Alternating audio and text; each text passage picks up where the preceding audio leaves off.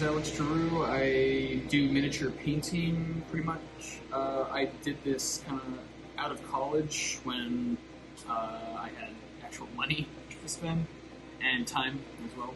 And kind of as an illustrator, I kind of lost interest in illustrating, so I went to some other kind of outlet for my creativity. It looked cool, like at the time, like a lot of the stuff was just kind of like cool, like blank stuff, and you could paint it however you wanted, and a lot of it kind of was more, with some more detail-oriented stuff that I like. This stuff was just like 3D printed stuff I've seen online and thought it was really cool. So there's actually quite a few miniature painters that I follow on YouTube.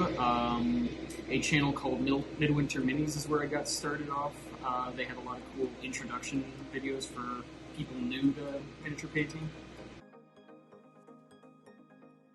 Using the 3D printers specifically for these pieces, like I said, they're 3D printed here, and a lot of them are in parts, but slowly but surely I've been building them up, and yeah, it's been a really good outlet for it.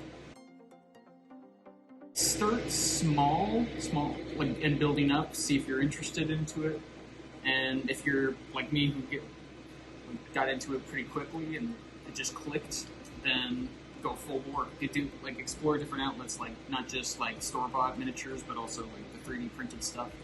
These you can especially be more creative with, I feel.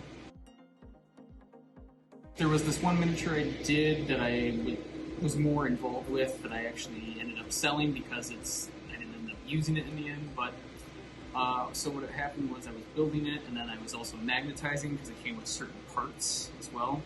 So that way I could just interchange them out easily. And then I was just kind of going even more in depth with the detailing, a lot of the other paints and style. It was just kind of more, it felt more like I was getting more involved into it. It was really hard because that thing was a pain to magnetize and actually put together because it was a bit more of a complicated piece. And by the end of it, it still looked pretty good, but I just didn't like it anymore. I don't know how to describe that, but I was still proud of it. I was able to sell it for a decent profit, and actually, it kind of felt like the first time I was actually doing like sort of a commission piece, because it wasn't for me, it was probably for more someone else at that point.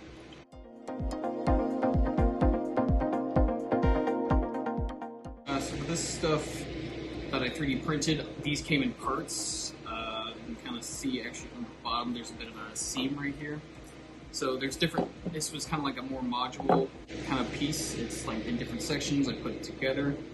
A lot of it is kind of based off of actual like the store-bought terrain that I play on, like for the tabletop games. I kind of get an idea of putting it together before I glue it, seeing how I would want it to be. Then I glue it together, wait a while for that to glue to set. Then I base paint it in a primer paint. And more recently I've actually gotten an airbrush that I've actually been doing a lot of, gets the base painting done super quick. And then for these pieces in particular, I did some more dry brushing stuff and slowly building it up, getting lighter and lighter colors, so that way it looks kind of more of a dusty look to it, or even like to get that stone kind of look